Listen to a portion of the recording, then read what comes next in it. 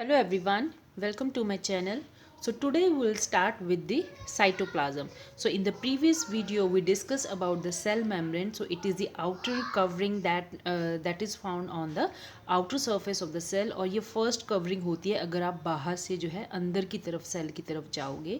And the most important difference between plant and animal cell is that plants they have the cell wall जो कि एक extra feature होता है उनकी protection के लिए, जबकि ये जो है सेल वॉल है एनिमल सेल में नहीं पाई जाती है. अब हम जो दूसरा कंपोनेंट जो सेल के बेसिक कंपोनेंट हैं वी रेड के उसमें साइटोप्लाज्म होता है, न्यूक्लियस होता है. So we have already discussed about the cell membrane. Now today we are going to start with the cytoplasm. So let's get started. So what is the cytoplasm? Cytoplasm क्या होता है? जैसे कि आप इस डायग्राम में देख सकते हो. So it is the jelly like substance. It is very important. ये क्या होता है? Jelly like substance होता है जिसको हम fluid भी बोल सकते हैं. जितना भी the fluid like substance, it is a jelly like substance present between the cell membrane and the nucleus. Nucleus और cell membrane के बीच में जितना भी ये jelly like substance है it is called as the cytoplasm. Various other components or organelles of cells are present in the cytoplasm. Nucleus के अलावा भी और बहुत सारे organelles होते हैं जो कि सेल में प्रेजेंट होते हैं. राइट. सो ये कौन कौन से ऑर्गेनल्स होते हैं, जैसे कि माइटोकॉन्ड्रिया हो गया, गोल्जी बॉडी हो गया, राइबोसोम्स एट्सेट्रा हो गए. You will learn them about in the later classes, जिसके बारे में जो है हम नेक्स्ट क्लासेस में जैसे कि क्लास 9th में पढ़ेंगे. तो मैं थोड़ा थोड़ा सा इसके बारे में बता देती हूँ कि जो माइटोकॉन्ड्रिया होता है इसमें एटीपी जनरेशन होती है, ये you will read in the higher classes. And जो गोल्गी बॉडीज़ होते हैं इसका जो मेन काम होता है सिंथेसिस में या होता है, या ट्रांसपोर्ट करते हैं जो भी प्रोटीन्स बनते हैं. और ribosomes they help in the formation of protein. इनका मेन फंक्शन क्या होता है? Synthesis of protein. राइट. जितने भी हमारी बॉडी में प्रोटीन का सिंथेसिस होता है that is in with the help of ribosome. और गोल्गी बॉडीज़ होते हैं वो ट्रांसपोर्ट करते हैं मटेरियल को, और माइटोकॉन्ड्रिया में एटीपी की सिंथेसिस होती है. इसको energy house of the cell भी बोलते हैं. राइट. इसके बारे में ज़्यादा 9th क्लास में पढ़ोगे. अभी आपको सेल मेम्ब्रेन, साइटोप्लाज्म और न्यूक्लियस के बारे में पता होना चाहिए. Now we'll read about the nucleus. So what is the nucleus? It is an important component of the living cell. तो nucleus है हमारा एक बहुत ही important component of living cell होता है. It is generally spherical and located in the centre of the cell. जैसे कि आप इस पिक्चर में देख सकते हैं ये एक जो होता है generally located in the centre of cell, जैसे कि आप पिक्चर में देख सकते हो. And it can be stain and be seen easily with the help of a microscope. तो हम इसको जो है ईजिली स्टेन कर सकते हैं. आप देख सकते हैं न्यूक्लियस जो होता है थोड़ा सा डार्क स्टेन होता है. अगर हम साइटोप्लाज्म की बात करें तो वो जो है थोड़ा सा लाइटर स्टेन होता है. And can easily be seen with the help of microscope. और हम इसको माइक्रोस्कोप के नीचे देख सकते हैं. Nucleus is separated from the cytoplasm by a membrane called nuclear membrane. Cell membrane के अंदर क्या होता है? न्यूक्लियस होता है. न्यूक्लियस की एक अपनी कवरिंग होती है जिसको हम बोलते हैं nuclear membrane. Right. So nucleus is separated from the cytoplasm by a membrane called nuclear membrane.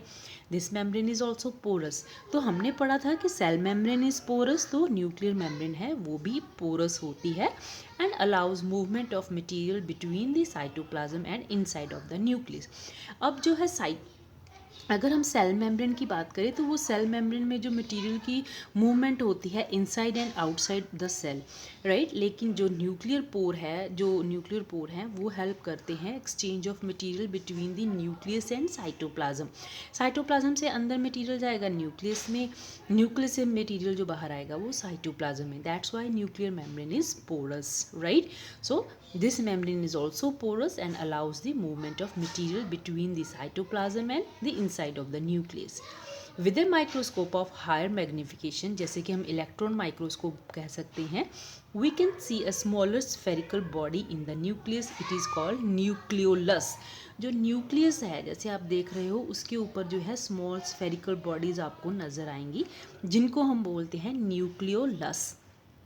In addition, nucleus contain thread-like structure called chromosome. Nucleus के बीच आपको थ्रेड-लाइक स्ट्रक्चर जो है मिलेंगे, जिसको हम बोलते हैं क्रोमोसोम्स. ये क्रोमोसोम का मेन काम क्या होता है? They carry genes and help in inheritance और transfer of character from the parents to the offspring. Right तो ये जो क्रोमोसोम्स होते हैं इनके ऊपर क्या होते हैं? जीन्स होते हैं. जैसे अगर बोलते हैं कि अगर आपकी मदर के बाल बहुत लंबे हैं, तो अगर डॉटर के भी बहुत बाल लंबे हैं तो हम बोलेंगे इसके जीन्स जो हैं, बालों वाले जीन्स जो हैं इसकी मदर से ट्रांसफ़र हो गए हैं इसको. राइट अगर हम बोलते हैं कि फादर की आइज़ ब्राउन है और बेटी की आइज़ ब्राउन है, तो हम कहते हैं कि इसने जो है आँखों वाले जीन्स बिल्कुल अपने फादर के लिए है. सो बेसिकली जो क्रोमोसोम्स होते हैं उनके ऊपर जीन्स होते हैं. ये क्या मेन फंक्शन होता है? दे हेल्प इन इनहेरिटेंस और transfer of character from the parents to the offspring. Parents से जो करेक्टर ट्रांसफ़र होते हैं किसको? ऑफस्प्रिंग को. That is called the genes. और ये जीन्स कहाँ पे होते हैं? They are present on the chromosome. The chromosome can be seen only when the cell divide. ऐसे तो ये थ्रेड लाइक स्ट्रक्चर ऐसे ही पड़े होते हैं, किसी को ऐसा ज़्यादा ये जो इनएक्टिव स्टेट में होते हैं, लेकिन हम इनको अच्छी तरह से देख सकते हैं जब एक सेल डिवाइड होता है. So when the chromosome can be seen, they can be seen when the cell divide. Right now अब हम पढ़ते हैं nucleus. Nucleus in addition to its role in inheritance act as a control centre of the activity of the cell. ये जो nucleus है हमारा, ये क्या है? हमारा बॉस है. ये क्या करता है? It is a control centre of the activity of cell. Cell में क्या क्या होगा ये कौन बात तय करेगा? ये बात तय करेगा nucleus. Nucleus the control centre of the cell. The entire content of a living cell is known as protoplasm. Cytoplasm plus nucleus. Right so the entire content of a living cell is known as protoplasm. तो protoplasm में आपको क्या मिलेगा? It includes the cytoplasm and the nucleus. So this is very very important. What do you mean by protoplasm? Protoplasm means the cytoplasm and nucleus. So cytoplasm and nucleus, that makes the protoplasm. So protoplasm is called the living substance of the cell.